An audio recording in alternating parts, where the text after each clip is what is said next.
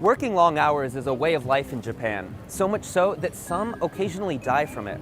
Karoshi is a term that means death by overwork.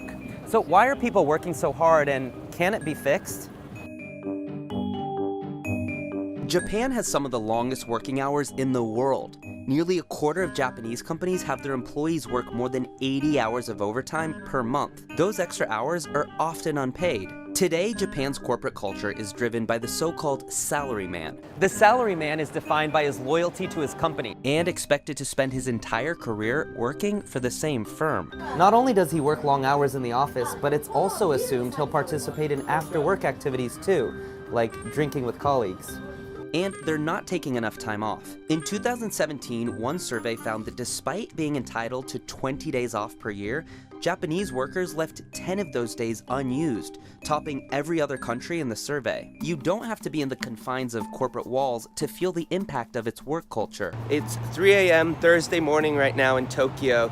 I'm in the area of Ginza. Every few minutes I see a man wearing a suit holding a briefcase. The nation's work ethic dates back to what's referred to as Japan's economic miracle, which was its dramatic economic growth beginning in the 1950s, which propelled it to become the world's second largest economy. Inside Japan's corporations, the culture emphasizes the success of a company as a whole to be more important than any single individual, which might explain why one study found that 63% of Japanese felt guilty for taking paid leave.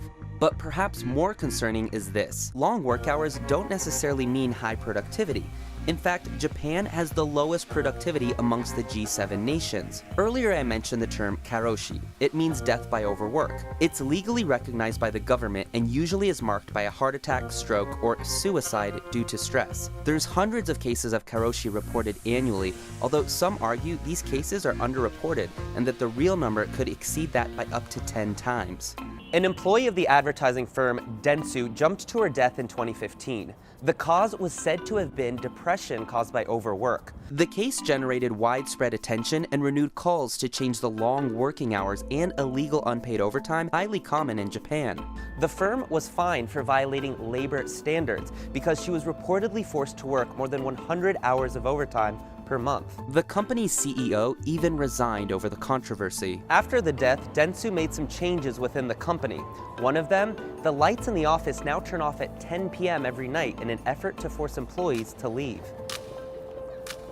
Both the government and companies are now actively trying to reduce the number of working hours here. And there are some early signs of hope. Japan's government has considered several initiatives to curb the number of hours spent at the office, including making it mandatory to take at least 5 vacation days a year, and requiring a rest period between the end of one day and the start of another. In 2016, a new holiday, Mountain Day, was started, bringing Japan's number of annual public holidays to 16. And in 2017, the government launched an initiative called Premium Fridays, in which it encouraged companies to allow their employees to leave at 3 p.m. on the last Friday of the month, promoting consumer spending and less time in the office.